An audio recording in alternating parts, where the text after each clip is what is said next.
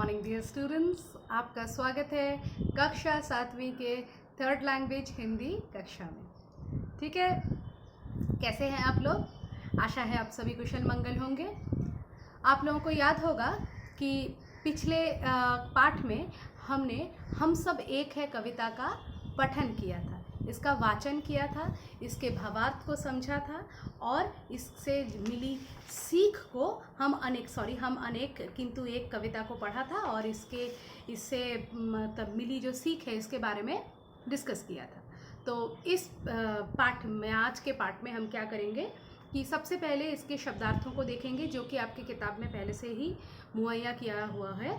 कंठ मतलब गले से निकला स्वर, अनेक एक से अधिक, राग संगीत का स्वर, भाव भावना, विविध कई तरह के, रूप सूरत शक्ल। आपको क्या करना है, इन वर्ड मीनिंग्स को अपने कॉपी में नोट डाउन कर लेना है। ठीक है, उसके बाद लिखित प्रश्न में आते हैं। मौखिक प्रश्न हम बाद में डिस्कस करेंगे जब हम क्लास में आमने सामने होंगे, या अगर अभी देर है ऐसे सिचुएशन आने में तो after the completion of the syllabus हम लोग मौखिक डिस्कस करेंगे। वैसे बहुत आसान है ये, आप कर सकते हैं, लेकिन फिलहाल आप लिखित पर ही कॉन्सेंट्रेट कीजिए। ठीक है, क्या है, कविता की पंक्तियाँ पूरी कीजिए।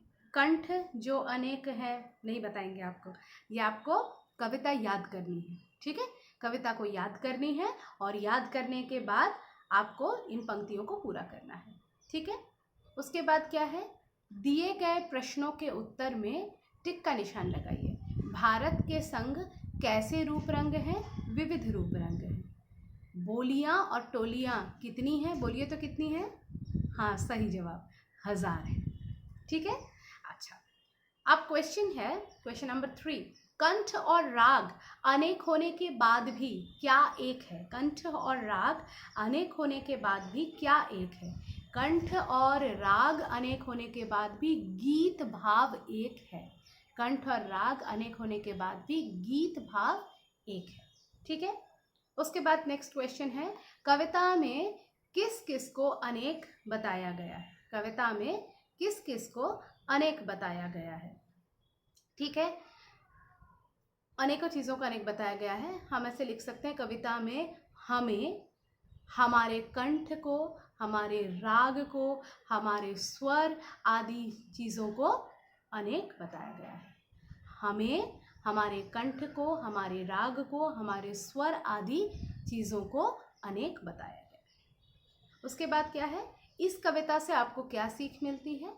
इस कविता से हमें ये सीख मिलती है कि हम सभी एक हैं। ठीक है, तो इतना करने के बाद आपका ये पाठ का जो टेक्सचुअल क्वेश्चन है वो ख़त्म होता है। उसके बाद भाषा ज्ञान है। भाषा ज्ञान क्या है? ये हमारा ग्रामर से रिलेटेड पोर्शन है। समान अर्थ वाले शब्दों को समानार्थी कहते हैं। ठीक है, सिनोनिम्स कहते हैं, पर्यायवाची कहते हैं। यहाँ पर समानार्थ पर टिक मार्क लगाना है। दुनिया, दुनिया को क्या कहते हैं? इसका समानार्थी शब्द होगा जग। भाव, भाव का अर्थ होगा भावना। संग, संग का अर्थ होगा साथ। रूप, रूप का क्या अर्थ होगा? देश, सूरत, संगीत। बोलिए तो क्या होगा? रूप होगा सूरत। ठीक है, आगे बढ़ते हैं। नेक्स्ट, शब्द के जिस रूप से उसके एक या अनेक होने का पता चलता है। शब्द के जिस रूप से उसके एक या अनेक होने का पता चलता है उसे क्या कहते हैं? उसे वचन कहते हैं। ठीक है, नंबर्स जिसको आप इंग्लिश में कहते हैं, एक वचन, बहुवचन। ठीक है, तो किताब, किताब का एक बहुवचन क्या होगा? किताबें। बोलियां, बोली। टोली, टोलियां। कविताएं, कविता। ठीक है, उसके बाद क्या है, दिए गए शब्दों के समान तुक वाले शब्द पर गोले में से छांट कर लिखिए। समान तुक यानी राइमिंग वर्ड्स। ठीक है, दिए गए ये जो शब्द हैं इनमें से जो राइमिंग वर्ड्स है, रंग के साथ क्या होगा? संग। गीत के साथ क्या होगा? मीत। हाव, भाव। यहाँ, वहाँ। बोलियां, टोलियां। लगता, जगता। ठीक है, तो इसके साथ या ये जो हमारा पहला चैप्टर है ये समाप्त होता है। आप ये सारे एक्सरसाइजेस जो हैं कविता को पहले याद करेंगे, इसके वर्ड मीनिंग्स को पढ़ेंगे और उसको नोट करेंगे। उसके बाद ये सारे क्वेश्चन आंसर्स एक्सरसाइजेस जो भी हैं इनको आप बुक में करेंगे, ठीक है।